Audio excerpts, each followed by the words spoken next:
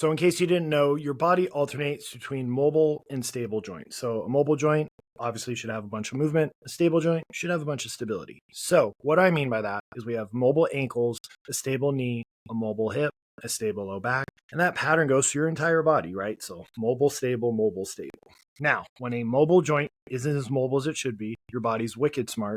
Insert Matt Damon's wicked smart. It's going to try and come up with that lost range of motion, typically the joint above and the joint below. So say somebody comes in with knee pain, as long as there's not like an acute injury, right, where they're one of my rugby players wearing the team jersey I'm the team doc for, if they didn't, have a plant and twist and a pop, or they didn't get, run into, if it's, kind of just like an overuse injury, well, first thing I'm going to do, I'm going to look at the foot and I'm going to look at the hips.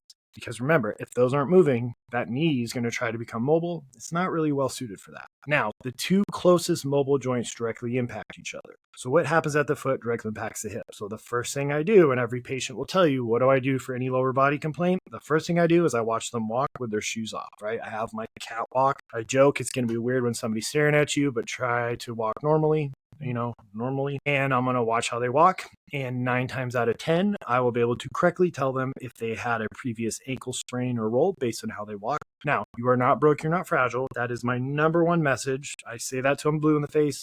All my patients are sick of hearing that. But an old ankle sprain does change the foot biomechanics, right? And what happens at the foot directly impacts the hips. So if you have an old ankle sprain, right, the foot biomechanics are going to change. That will be showing side to side with a little bit of discrepancy in hip mobility. And that's going to be really, really important, because what does everybody do? Yes, we have the knee. I think we've gotten a lot better of not, only focusing on the side of pain, right?